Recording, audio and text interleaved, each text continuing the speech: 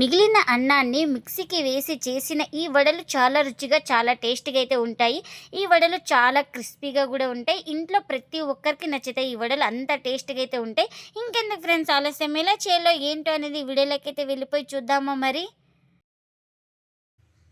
ఇంకా ముందుగా ఒక మిక్సీ జార్ అయితే తీసుకొని అందులోకి 2 కప్పుల దాకా అన్నం అయితే వేసుకోవాలి. ఇక్కడ మీరు మిగిలిన అన్నం కానీ ఫ్రెష్గా వండుకున్న అన్నం కానీ వేసుకోవచ్చు. ఇంకా మొత్తం ఇక్కడ నేను 2 కప్స్ అయితే రైస్ అయితే తీసుకున్నాను.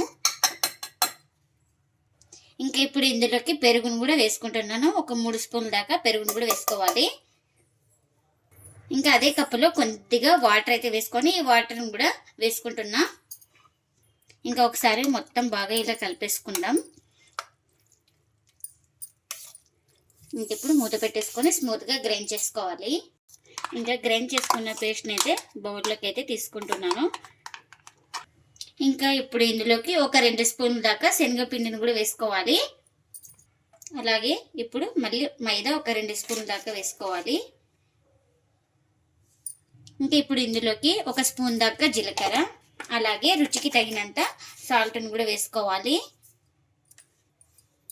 ఇంకా అలాగే చిన్నగా కట్ చేసుకున్న అల్లం ముక్కలు, చిన్నగా కట్ చేసుకున్న కరివేపాకు, అలాగే ఆనియన్స్, మిర్చి.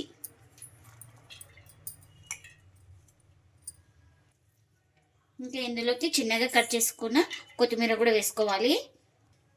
ఇంకా ఇప్పుడు ఇవన్నీ వేసుకున్న తర్వాత మొత్తం బాగా కలిపేసుకుందాం, అన్నీ కలిసిపోయేలాగా.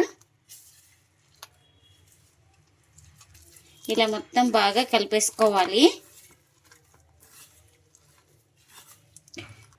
ఇంకా ఇలా మొత్తం బాగా కలిపేసుకున్న తర్వాత ఇప్పుడు ఇందులోకి 1/2 కప్పు బియ్యం పిండి అయితే తీసుకుంటున్నా. ఈ బియ్యం పిండి కూడా వేసుకొని మొత్తం బాగా కలిపేసుకోవాలి. మనకు ఇక్కడ ఉప్పు ఏమైనా కాస్త తక్కువ అనిపిస్తే ఇక్కడే సరి చూసుకొని వేసుకోండి. మళ్ళీ తర్వాత వేయడానికి రాదు కదా, ఇప్పుడే వేసుకోవాలి. మనకు వడకు పిండి ఎలా ఉంటుందో అలా వచ్చే వరకు అయితే బియ్యం పిండిని వేసుకుంటూ కలుపుకోవాలి. ఎంత పడుతుందో మనకు అప్పుడే కొంచెం ఫైనల్గా తెలుస్తుంది. నాకు ఇక్కడ కరెక్ట్ 1/2 కప్ అయితే బియ్యం పిండితో అయితే సరిపోయింది. ఇలా కొంచెం మనకు గట్టిగా ఉండకూడదు, కొంచెం తడి తడిగానే ఉండాలి. మనకు వడ ఎలా వేసుకుంటామో సేమ్ అలా వచ్చే వరకు అయితే పిండిని అయితే బాగా కలిపేసుకోవాలి. ఇలా ఇంకా ఇలా మొత్తం బాగా కలిపేసుకున్న తర్వాత ఒక ప్లేట్ అయితే పెట్టేసుకొని ఒక 5 మినిట్స్ అయితే పక్కన పెట్టేసుకోవాలి. ఎందుకంటే మనం బియ్యం పిండి, శనగపిండి, మైదా పిండి వేసుకున్నాం కదా, ఇవన్నీ బాగా నానతాయి మనకు. ఇంకా ముందుగా ఒక కడాయి అయితే పెట్టేసుకొని అందులోకి కారానికి తగినంత మిర్చి అయితే వేసుకుంటున్నాను. ఇంకా మిర్చి వేగడానికి కొంచెం ఆయిల్ అయితే వేసుకుంటున్నాను, 1 స్పూన్ దాకా. ఇంకా ఇలా వేగుతుండగా ఇందులోకి పొట్టుతో సహా వెల్లుల్లి రెబ్బలు అయితే ఒక 4 వేసుకోవాలి. అలాగే ఒక 1/2 టీ స్పూన్ దాకా జీలకర్ర కూడా వేసుకుంటున్నా. ఇంకా మనకు మిర్చి కొంచెం వేగిన తర్వాత ఇందులోకి పల్లీలు అయితే వేసుకోవాలి. ఇంకా ఈ పల్లీలు కూడా వేసుకున్న తర్వాత బాగా కలిపేసుకొని పల్లీలు కూడా బాగా ఫ్రై చేసుకోవాలి. ఇంకా మనకు పల్లీలు, మిర్చి బాగా ఫ్రై అయిపోయినాయి కదా, ఇప్పుడు స్టవ్ అయితే ఆఫ్ చేసుకొని పూర్తిగా చల్లారిన తర్వాత అయితే గ్రైండ్ చేసుకోవాలి. ఇంకా చల్లారిన తర్వాత అయితే ఒక జార్ తీసుకొని ఆ జార్లోకి అయితే వేసుకుంటున్నాను పల్లీలు, మిర్చి అయితే. ఇంకా ఇప్పుడు ఇందులోకి రుచికి తగినంత సాల్ట్ని కూడా వేసుకోవాలి. అలాగే కొద్దిగా వాటర్ని అయితే వేసుకొని ఇంకా ఇప్పుడు మూత పెట్టేసుకొని గ్రైండ్ చేసుకుందాం. ఇంకా గ్రైండ్ చేసుకున్న చట్నీని ఒక బౌల్ తీసుకొని ఇంకా అందులోకి అయితే వేసుకుంటున్నా.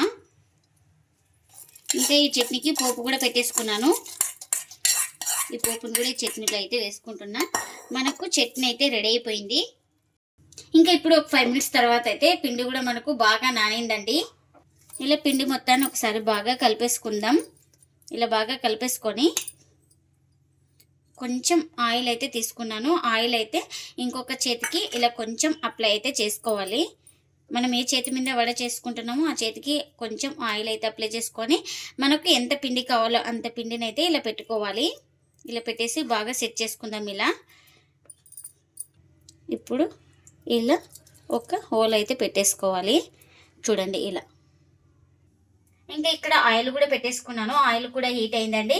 ఇంకా మనం చేసుకున్న వడనైతే ఇలా నిదానంగా ఆయిల్లోకి అయితే వేసుకోవాలి. ఇంకా మళ్ళీ చూపిస్తున్నాను. ఇలా అరచేయి మీద పెట్టేసుకొని ఇలా ఒక హోల్ అయితే పెట్టేసుకోవాలి. ఇలా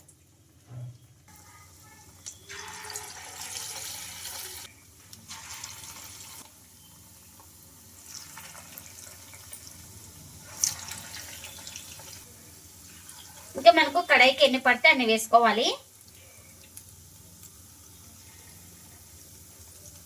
ఇంకా ఒక సైడ్ కాలిన తర్వాత అయితే మరోవైపుకి అయితే టర్న్ చేసుకోవాలి.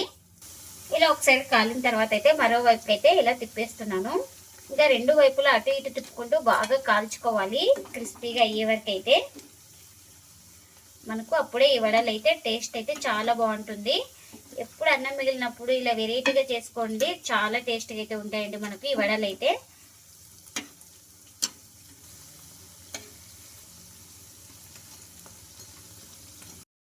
మంటను అడ్జస్ట్ చేసుకుంటూ అటు ఇటు తిప్పుకుంటూ బాగా ఫ్రై చేసుకోవాలి. ఇంకా మనకు వడలు అయితే రెడీ అయిపోయినాయండి. ఇంకా ప్లేట్లోకి అయితే తీసుకుంటున్నాను.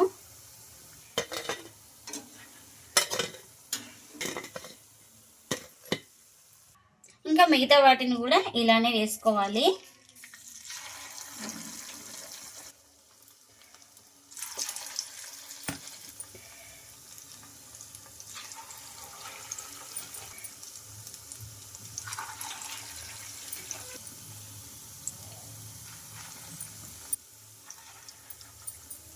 ఇంకా ఒక నిమిషం పాటు బాగా ఆయిల్లో ఫ్రై అయిన తర్వాత ఇంకొక వైపుకి అయితే టర్న్ చేసుకోవాలండి.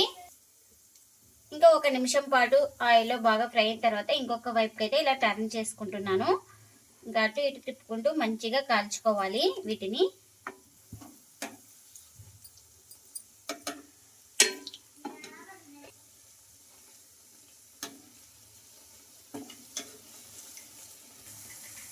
ఈ సైడ్ కూడా బాగా కాల్చుకోవాలి. ఇంకా మనకు ఇవి కూడా రెడీ అయిపోయినాయి. ఇంకా వీటిని కూడా ఒక ప్లేట్లోకి అయితే తీసుకుందాం. ఇంకా అన్నీ ఇలానే చేసుకోవాలి. మిగిలిన అన్నంతో ఎంతో టేస్టీగా ఉండే వడలు అయితే రెడీ అయిపోయినాయండి. ఇంకా ప్లేట్లకు అయితే సర్వ్ చేస్తున్నా. ఈ వడలు ఒక్కసారి చేశారంటే మరీ చేసుకొని తింటారండి. అంత టేస్టీగా అంత క్రిస్పీగా అయితే ఉంటాయండి. ఈ వడలు వచ్చేసి ఇంటిల్లిపాది అందరికీ నచ్చుతుంది. పిల్లల నుంచి పెద్దల వరకు అయితే చాలా ఇష్టంగా తింటారండి. ఎప్పుడు మినపప్పుతోనే కాకుండా ఇలా మిగిలిన అన్నంతో వడలు చేయండి, చాలా టేస్టీగా అయితే ఉంటాయండి. ఇంకా చట్నీ కూడా చేసుకున్నాం కదా, చట్నీని కూడా సర్వ్ చేస్తున్నా. ఇంకా ఇప్పుడైతే చూపిస్తున్నాను మీకు. చూడండి, చాలా క్రిస్పీగా చాలా బాగా ఫ్రై అయిపోయిందండి. లోపల ఎక్కడ పిండి అయితే లేదు మనకు. మీరు కూడా తప్పకుండా ఒకసారి ఇలా ట్రై చేయండి. మీకు ఎలా వచ్చిందో కామెంట్ అయితే చేయండి ఫ్రెండ్స్. ఇదండి ఇవాళ వ్లాగ్. ఈ వీడియో కనుక నచ్చితే ప్లీజ్ లైక్ చేయండి, షేర్ చేయండి, కామెంట్ చేయండి, అలాగే లైక్ చేసి సపోర్ట్ చేయండి friends. Thanks for watching. Bye bye.